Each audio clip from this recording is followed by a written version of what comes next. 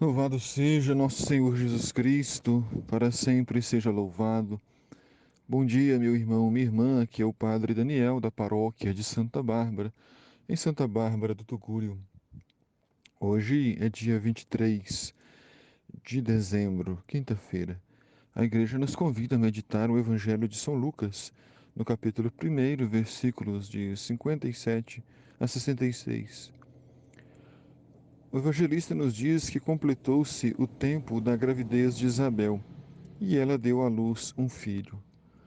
Por que a gravidez de Isabel é tão importante para a história da salvação? Porque Isabel é mãe de São João Batista, aquele que é o precursor, aquele que veio preparar os caminhos do Senhor, que veio preparar os caminhos de Jesus. Os vizinhos e parentes ouviram dizer como o Senhor tinha sido misericordioso para com Isabel e alegraram-se com ela. Vejam que Isabel foi aquela que acreditou no Senhor.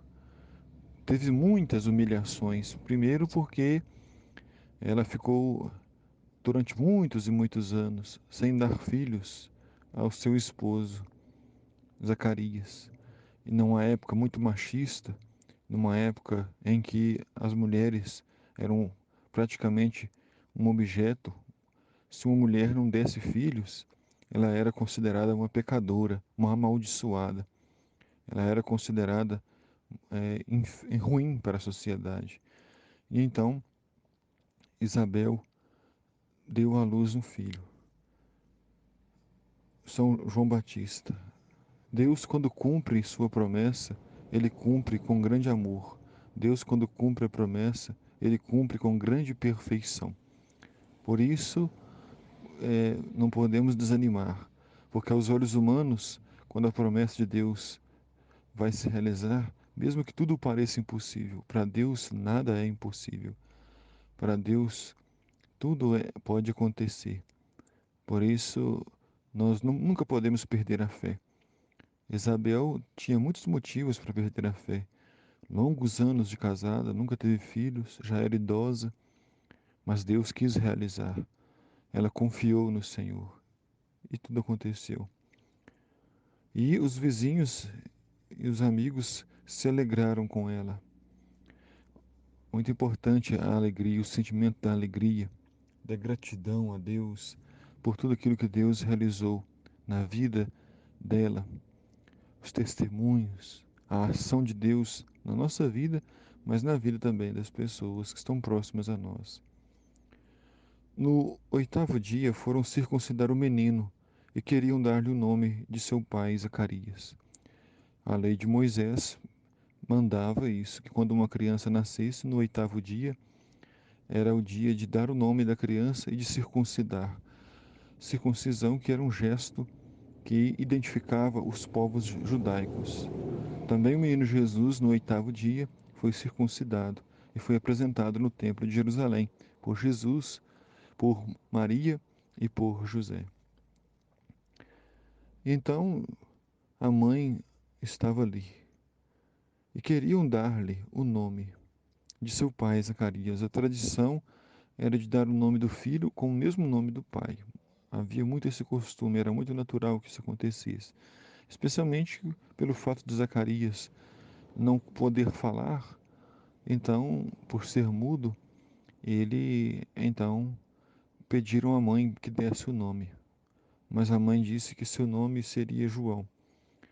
E todos disseram que este nome não era costume na família. E então fizeram um sinal a João, perguntando como seria o nome da criança. Zacarias escreveu numa tabuinha: João é o seu nome. No mesmo instante, a boca de Zacarias se abriu, sua língua se soltou e ele começou a falar e a louvar a Deus. Então vejam, meus irmãos e irmãs, que o anjo Gabriel havia dito a Zacarias que ele duvidou das promessas de Deus, duvidou da misericórdia de Deus e, como castigo, ficou mudo. Mas agora a criança nasceu e se cumpriu a promessa, se cumpriu a palavra. E então ele voltou a falar, voltou a louvar a Deus. Quem está na presença de Deus, quem caminha na presença do Senhor, sempre louva, sempre fala, sempre vence a mudez, a timidez, tudo aquilo que nos afasta da presença de Deus. E todos os vizinhos ficaram com medo, e a notícia espalhou-se por toda a região montanhosa da Judéia. E todos que ouviam a notícia ficaram pensando: o que vai ser esse menino? De fato, a mão do Senhor estava com ele. Então a notícia se espalhava, todos viam a ação de Deus na vida daquele casal, na vida daquela família, um casal que era estéril, um casal idoso, mas ao mesmo tempo um casal piedoso, um casal que confiava no Senhor, que temia Deus, e Deus realizou maravilhas naquele casal. Então ficaram pensando: o que será daquele menino? O que vai ser? Mas Deus sempre tem os seus propósitos, Deus tem sempre a sua palavra, a sua promessa vai se cumprir, de uma forma ou de outra. Por isso é preciso confiar sempre em Deus, em sua misericórdia. O Senhor esteja convosco, Ele está no meio de nós. Abençoe-vos Deus Todo-Poderoso, Pai, Filho e Espírito Santo. Amém.